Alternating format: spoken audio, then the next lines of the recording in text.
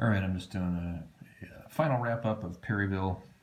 Finished the 6 p.m. turn, and it ended up being a major Union victory, which was not what I was expecting, given just how badly the Union troops got mauled, particularly the First Corps, early in the game. But ultimately, I think the issue was that I probably pushed too hard with the Confederates. And as a result, they ended up with casualties spread out over a lot of their participating brigades, and a number of them got wrecked. And if you have, I guess the problem with Confederate brigades is that if their morale is particularly high, they don't have a lot of stragglers, and they take a lot of casualties. And if you take casualties in this game, as opposed to straggler losses, you take actual killed losses, it costs you more victory points. So a brigade that is wrecked through kills as opposed to stragglers is going to be worth 2 victory points. And that's kind of ultimately what made the difference for the Union. That and the fact that I got initiative with Sheridan and had him able to occupy Perryville. He got down here not early in the game. It was probably like the 4 p.m. or 4:30 p.m. turn. He was able to get down here, and I wasn't able to. This was the unit that starts over here next to Bragg's headquarters as the Army Reserve. My problem was he had a divisional goal to be Army Reserve, but he had to be given orders from Bragg. My problem is that within the rules, I wasn't sure how to get orders to him. Whether could Bragg just go onto the hex and give verbal orders, but there's no commander there, which is the problem. So was he just attached to the army and report to Bragg, or did Bragg have to give orders to? It would be Buckner, who ended up getting wounded at the 3:30 or 3 o'clock turn, but that was Buckner. So his previous division commander. Or I could have sent orders, I guess, to Hardy as well, who's the left wing commander. It wasn't clear to me in the rules. He was detached, but I don't know what he was attached to or who he would have to reply to. So I did it that Bragg had to send orders, even though the brigade was right here next to him. He had to send orders all the way up here to Buckner or Hardy to be able to move this reserve brigade, and so those orders didn't finally come through until like 5 or 5:30, and I think it was actually I think it was on the 6 p.m. turn, because he just was able to make his way up this pike, and these two units shot at each other in the dark, and I think nothing happened. But he wasn't able to get to any of these city hexes with the movement that he had, so the Union ended up getting the 3 victory points for having occupied all the city hexes of Perryville. But in the end, they didn't need the 3 points there. The difference was 9 points. The 3 points, bumped it up from a +6 to a +9. Had it been +6, that still would have been a major Union victory. So for the historical battle, you don't want to push so hard as the Confederates. I mean, they have to push for this intersection. That's their orders. You can try and go for some different orders, but the Confederates can't get any terrain-related victory points. Perryville's the only thing worth victory points. So the Confederate objective really is just destroy the Union First Corps, which they did. But I think they had to destroy and then fall back pretty quickly. Once the Union starts getting some initiative and moving in other units. What happened for the Union was that I got initiative with Schof's division, and he was right here. That's the 1-3 division. And then I got also the 11-3 division under Sheridan, eventually got initiative and was able to run down here to Perryville, partly because I stupidly pulled the guys that were defending Springfield Pike here off and sent them north, so that was another poor choice, because a single Confederate brigade probably could have held up this whole Union division long enough to keep them from ever taking Perryville and allowing this brigade to get up here and also add to the defense of Perryville. So that was a big part of the problem. But I never did get initiative with Mitchell here. I think that's who that is, and nor with Gilbert, who's he's just crap anyway. But Mitchell was a 2. You should have had a chance to get initiative, but it never happened. But rather than and at the time that Sheridan got initiative, Schoaf was here, but the Union, these guys were still getting pushed back pretty badly. But I opted to go for, knowing that Perryville was wide open, I opted to go for, see if I could get those 3 victory points, because I thought I was going to need them as the Union, frankly. And as it turned out, I didn't, if only because the Confederates, I think, just, I kept pushing when I didn't really need to. Could have stopped at the intersection but I was trying to just inflict more casualties. I kept getting rout and DG results on Union, these Union brigades, and they'd keep sort of bouncing back and forth. But by the end of the game, the casualties finally start to wear on the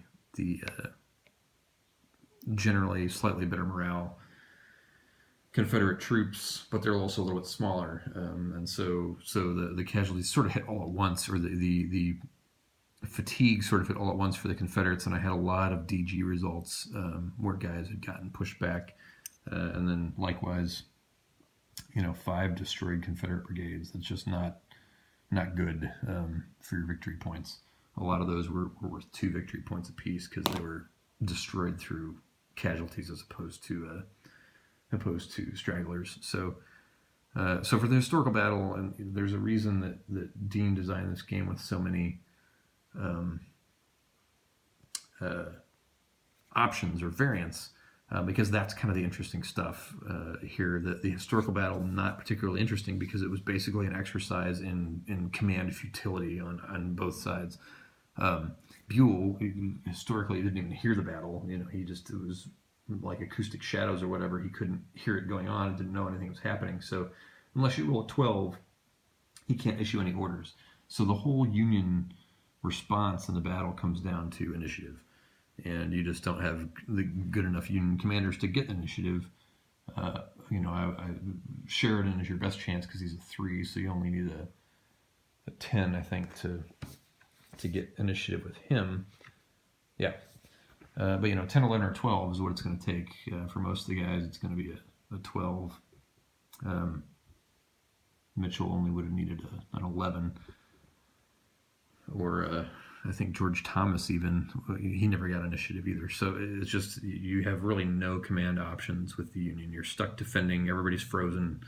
You just have to watch the First Corps get annihilated by the Confederate attack. But once you do get initiative, then it's equally hard for the Confederates to respond to whatever the Union does. So, in terms of the historical battle scenario for this, it is definitely an exercise of the limitations of poor command in the era. So again, why Dean wanted to have lots of options and lots of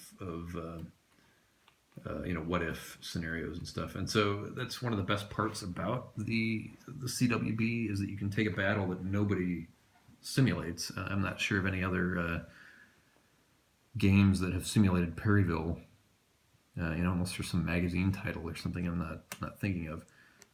But the same thing with the game that I just played a month or so ago, Strike Them a Blow, which is all about the North Anna campaign as part of the North Anna engagement as part of the Overland campaign. And that's another case where historically what was shaping up to be a major confrontation between the two armies ended up fizzling out and being nothing. So that game is more of an exploration of, well, what if there had been a really major battle at the North Anna, or what if Lee had been able to spring his trap and destroy the Army of the Potomac piecemeal. The same way here, this is, well, what if Buell what if Bragg had managed to coordinate with Smith and get the Army of Kentucky and the Army of Mississippi coordinated and operating well and well commanded and hitting Buell before he was ready or before his army had assembled. And likewise, what if Buell had been able to bring more guys to bear? The day of the fight, what if he'd been more aware, or more engaged? So just those kinds of cool little exploration things. I played the historical battle because I knew it would be short. I just wanted something light, fairly quick to play.